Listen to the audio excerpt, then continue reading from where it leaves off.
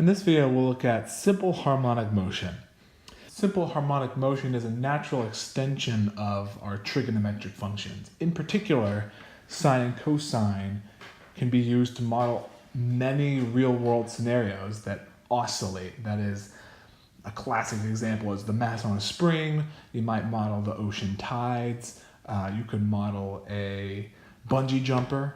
Any of those kinds of things where a mass or a system is changing between two values in a predictable amount of time.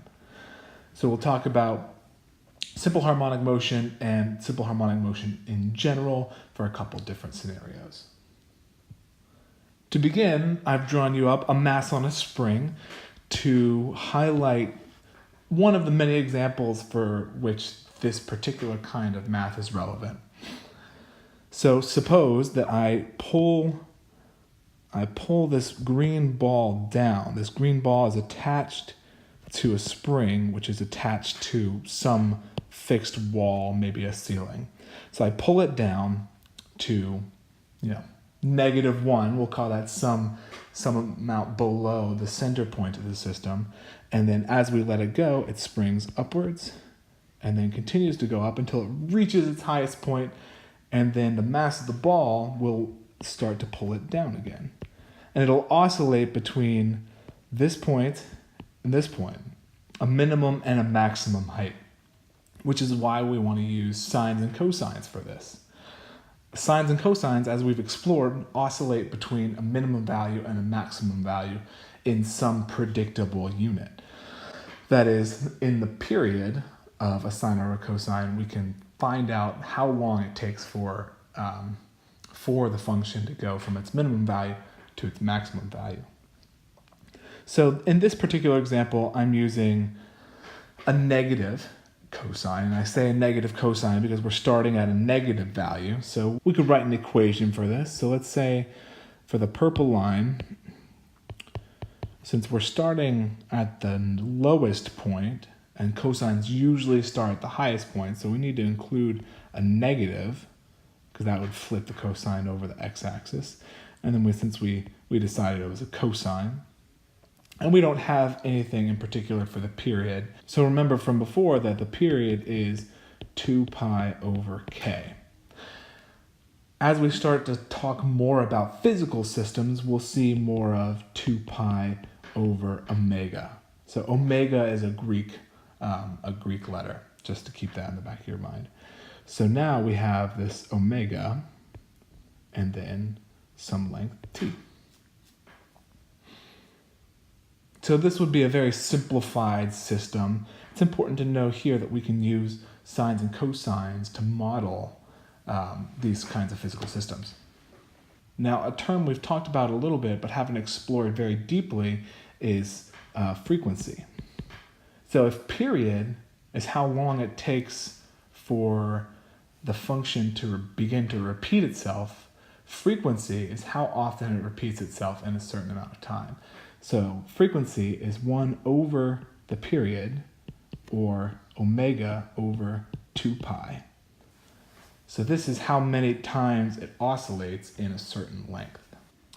In other systems, we might want to look at something that oscillates between two values that's not negative, right? A lot of the real world scenarios don't involve negative. So for example, you could consider the ocean.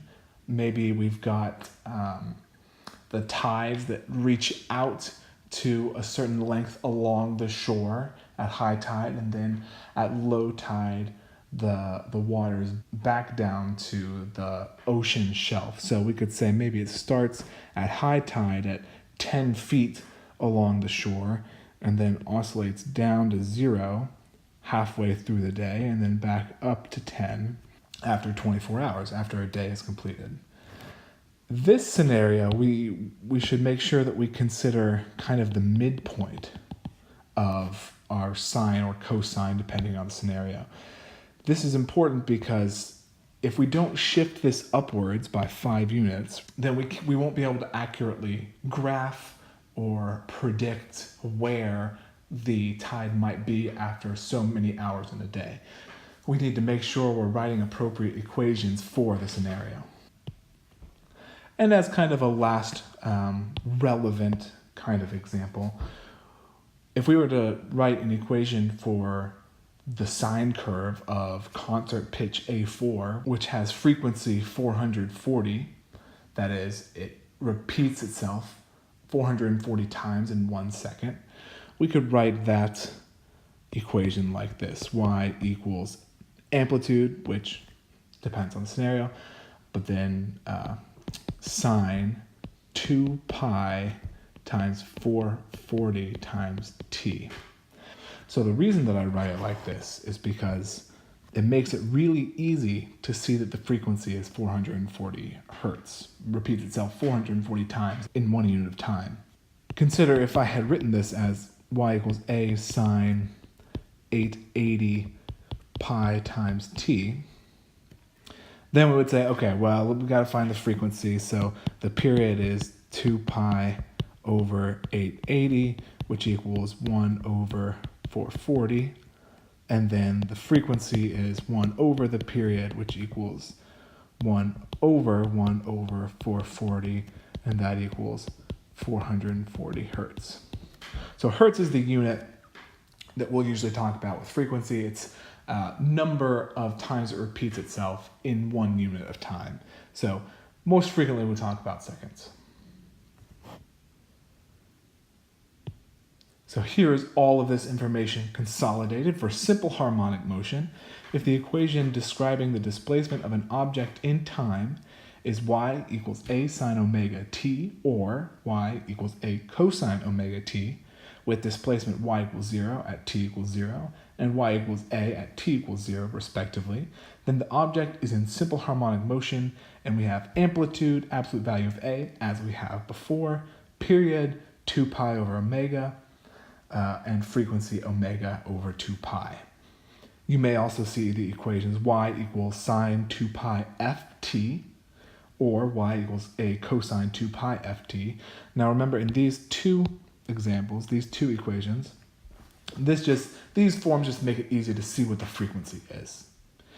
You may also see y equals a sine omega t minus c plus b, or y equals a cosine omega t minus c plus b for scenarios where you're oscillating between a greatest value and a minimum value where the minimum value is not negative.